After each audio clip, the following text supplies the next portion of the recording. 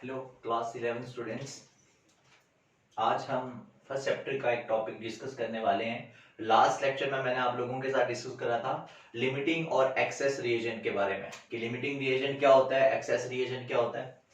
आज मैं आप लोगों के साथ ये बताने वाला हूं कि कंसंट्रेशन क्या होती है और कंसंट्रेशन टर्म्स क्या होती है। ठीक है, तो इसके लिए हमें थोड़ा सा लिक्विड स्टेट पे जाना पड़ेगा, सोल्यूशन के बारे में पढ़ना पड़ेगा। तो सोल्यूशन जो है वो कैसे बनता है, जब हम सल्यूट और सॉल्वेंट को मिक्स करते हैं।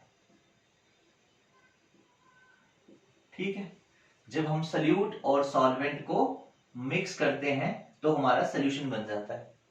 अब ये सोल्यूशन कितना कंसंट्रेटेड है, कितना प्योर है, उस चीज को मेजर करने के लिए हम टर्म्स का यूज करते हैं जिसको हम बोलते हैं कंसंट्रेशन टर्म्स।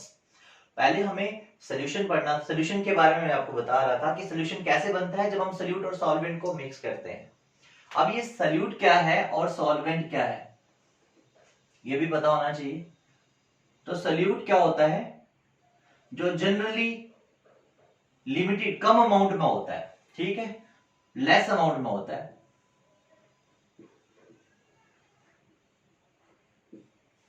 और सल्यूट वो होता है जिसकी फिजिकल स्टेट चेंज हो सकती है during the time of formation of solution. जब सोल्यूशन बनेगा उस टाइम पे सल्यूट की फिजिकल स्टेट चेंज हो सकती है। जैसे अब पानी में अगर शुगर मिलाते हैं तो शुगर पहले सॉलिड थी और बाद में वो भी लिक्विड स्टेट में कन्वर्ट हो जाती है। ठीक है, लेकिन सॉल्वेंट की फिजिकल स्टेट कभी भी चेंज नहीं होती। तो एक और पॉइंट से भी आप इसको समझ सकते हैं सल्यूट को, कि जिसकी फिजिकल स्टेट चेंज हो जाए, फिजिकल स्टेट गेट्स चेंज्ड, लेकिन हमेशा चेंज नहीं होगी। अगर आपका सल्यूट भी लिक्विड है और सॉल्वेंट भी लिक्विड है तो उस टाइम पे इसकी फिजिकल स्टेट चेंज नहीं होगी। और तीसरा है सल्यूट, अगर एक एग्जांपल है, अगर सल्यूट भी लिक्विड है सॉल्वेंट भी लिक्विड है और दोनों का अमाउंट भी बराबर है, उस टाइम पे आप क्या बोलेंगे सल्यूट क्या है और सॉल्वेंट क्या है। तो पहले डेफिनेशन के अकॉर्डिंग लेस अमाउंट है ही नहीं, दोनों बराबर हैं, फिजिकल स्टेट चेंज ही नहीं हो रही क्योंकि दोनों लिक्विड हैं। तो उस टाइम पे जो कम पोलर होता है वो आपका क्या होता है, सल्यूट। लेस पोलर, जो सबस्टांस लेस पोलर होगा वो आपका सल्यूट होगा। और सॉल्वेंट क्या होता है देखेंगे, पहला जो एक्सेस में रहता है, सेकंड फिजिकल स्टेट उसकी चेंज नहीं होती, फिजिकल स्टेट रिमेन्स सेम, और थर्ड मोर पोलर होता है वो। ये वाला पॉइंट कब यूज होगा, जब सल्यूट भी लिक्विड है सॉल्वेंट भी लिक्विड है और दोनों का अमाउंट भी बराबर है। तो उस टाइम पे हम कैसे डिसाइड करेंगे कौन सल्यूट और कौन सॉल्वेंट। तो जो कम पोलर होगा वो आपका सल्यूट है, जो ज्यादा पोलर होगा वो क्या है, सॉल्वेंट।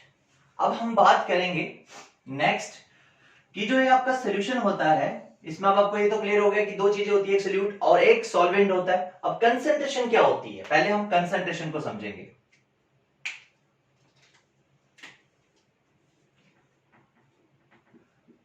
कंसंट्रेशन क्या चीज है, तो बेटे कंसंट्रेशन का मतलब होता है, अगर फार से आपने मीठा पानी बनाना है, अगर उसमें कितनी शुगर आप मिलाएंगे, जितनी ज्यादा शुगर मिलाएंगे उतना वो मीठा होता जाएगा। शुगर यहाँ पे सल्यूट है, तो अगर सल्यूट ज्यादा प्रेजेंट होगा तो पानी मीठा ज्यादा होगा। ठीक है, इसका मतलब जितना ज्यादा सल्यूट मिलाएंगे उतना ज्यादा आपका सबस्टांस कंसंट्रेटेड होता जाएगा। तो इसका मतलब कंसंट्रेशन सिर्फ किस पे डिपेंड कर रही है, सल्यूट पे, कि कितना ज्यादा आप सल्यूट मिला रहे हैं। लेकिन इसके लिए आपको सॉल्वेंट भी पता होना चाहिए कितना है। एक गिलास में 2 चम्मच और एक गिलास में 1 चम्मच शुगर, तो कौन सा ज्यादा कंसंट्रेटेड होगा, 2 चम्मच वाला। लेकिन अगर मैं बोलूं एक गिलास में 2 चम्मच और दूसरा एक जगह पे 4 चम्मच, तो आप बोलोगे 4 चम्मच, हो सकता है मैंने 4 चम्मच शुगर ड्रम में मिला दी हो, तो पानी ज्यादा हो गया ना। दोनों ही चीजें पता होनी चाहिए, क्या क्या, सल्यूट और सॉल्वेंट। तो कंसंट्रेशन क्या होती है कि कितना सल्यूट आप कितने पानी में मिलाते हैं। पानी भी पता होना चाहिए, सॉल्वेंट का अमाउंट भी पता होना चाहिए और सल्यूट का अमाउंट भी पता होना चाहिए। जब दोनों का अमाउंट आपको पता होगा तो आप उसको बोलोगे वही है कंसंट्रेशन। तो कंसंट्रेशन क्या होती है, डेफिनेशन नोट करेंगे। It is defined as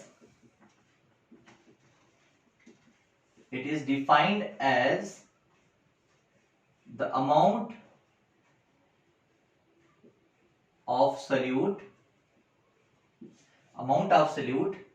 dissolved in the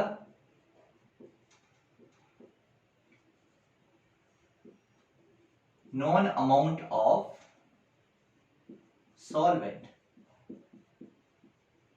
ठीक है, it is defined as the amount of solute dissolved in the known amount of solvent or solution।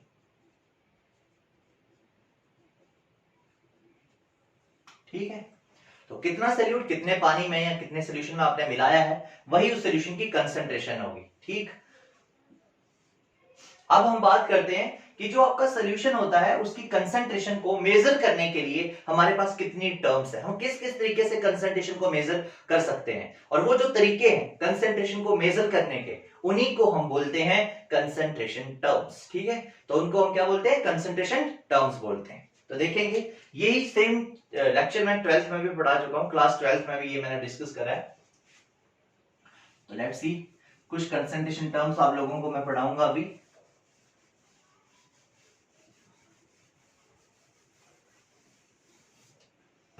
सो बेटे पहली कंसंट्रेशन टर्म है मोलैरिटी।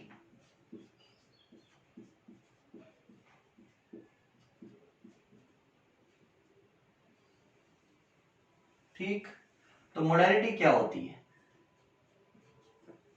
इसको कैपिटल एम से donate करते हैं।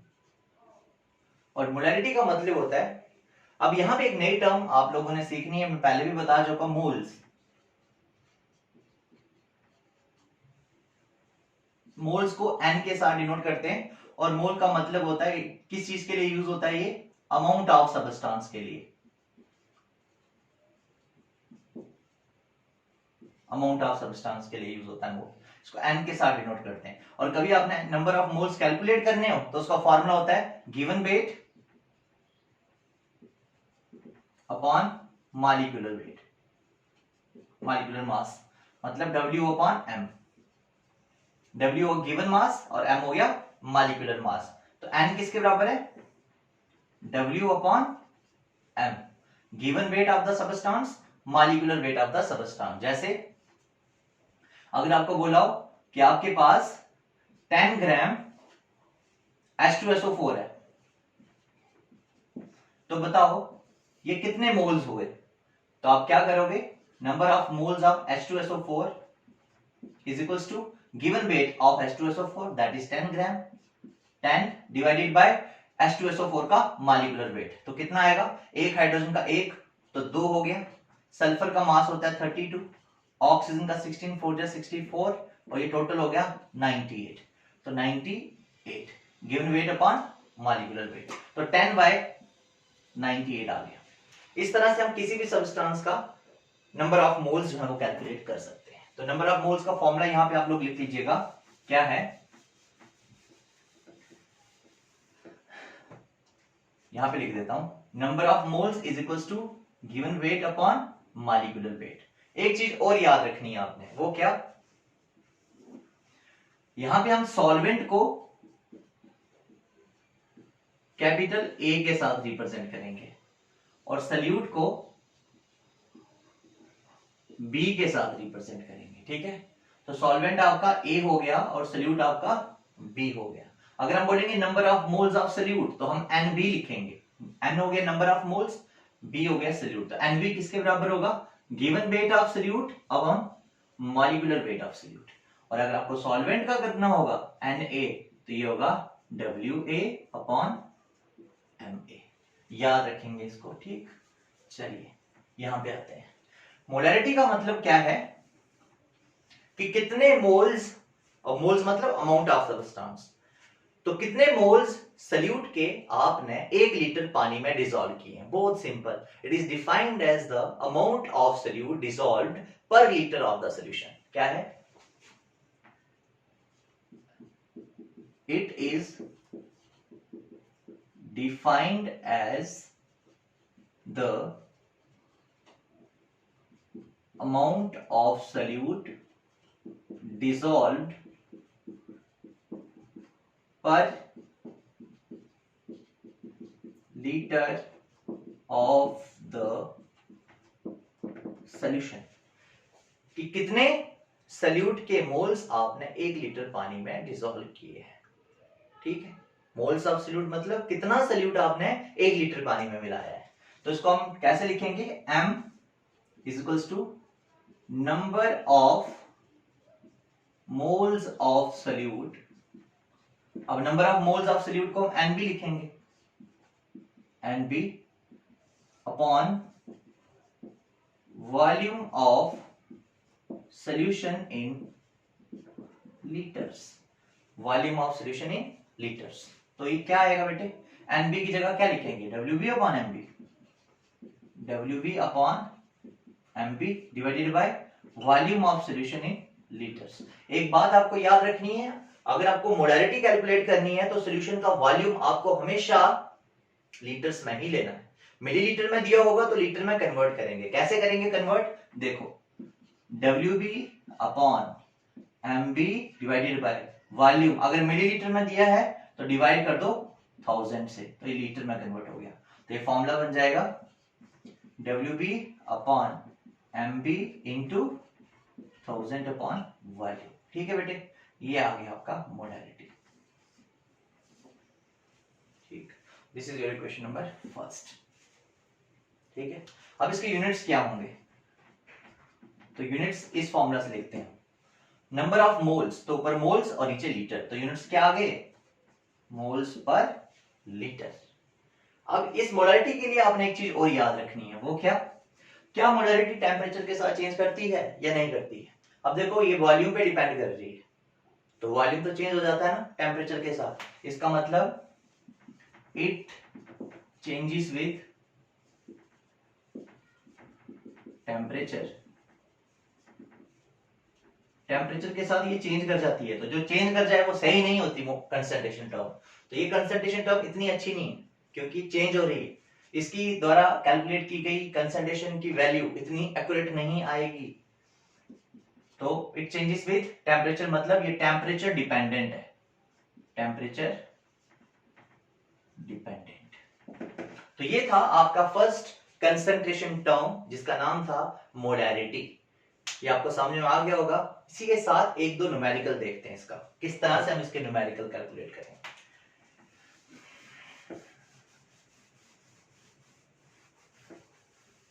चलिए एक सिंपल सा न्यूमेरिकल लेते हैं। Calculate the molarity of a solution which is made by dissolving 20 gram H2SO4 in 500 ml of solution। ठीक है, तो लगाओ मोलारिटी का फॉर्मूला। मोलारिटी किसके बराबर होती है?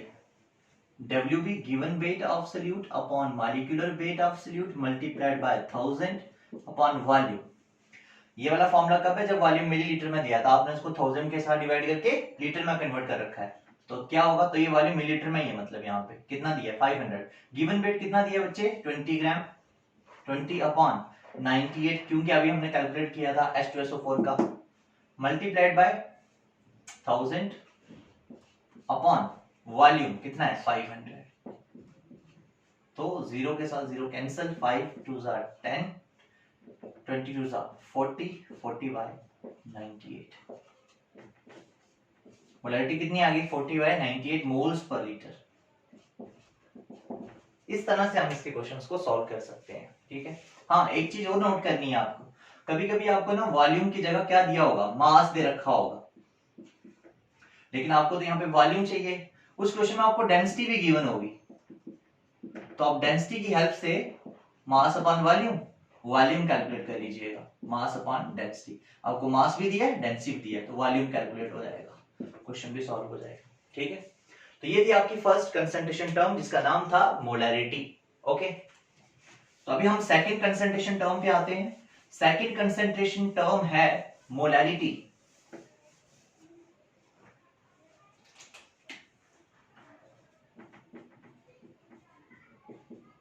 जिसको हम स्मॉल m से डिनोट करते हैं। मोलैरिटी क्या होती है?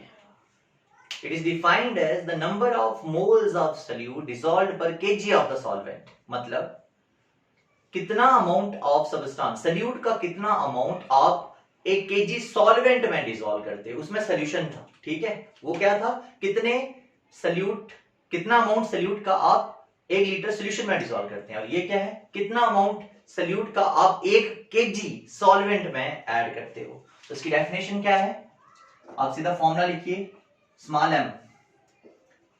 m equals to number of moles of solute, number of moles of solute upon volume of solution, volume नहीं, यहां पे सॉरी मास आएगा, मास और सॉल्वेंट आएगा, mass of solvent in KG.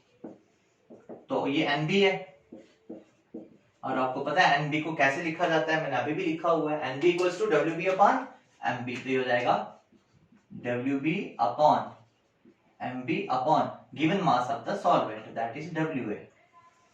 ये kg में, अगर आप इसको ग्राम में दिया होगा क्वेश्चन में तो क्या करोगे, WB upon MB upon WA divided by 1000। तो ये हो जाएगा WB upon MB into 1000 upon given mass of solvent। तो ये आपकी मोलैरिटी यहां से कैलकुलेट हो गई, ठीक है। मोलैरिटी क्या होती है, number of moles of solute dissolve पर केजी ऑफ द सॉल्वेंट, और इसके यूनिट्स क्या रहेंगे, यूनिट्स इसके होंगे मोल्स पर केजी। अभी आपको यहां से एक चीज याद रखनी है, मोलैरिटी जो है वो टेम्परेचर के साथ चेंज नहीं करती, इट इज टेम्परेचर इंडिपेंडेंट।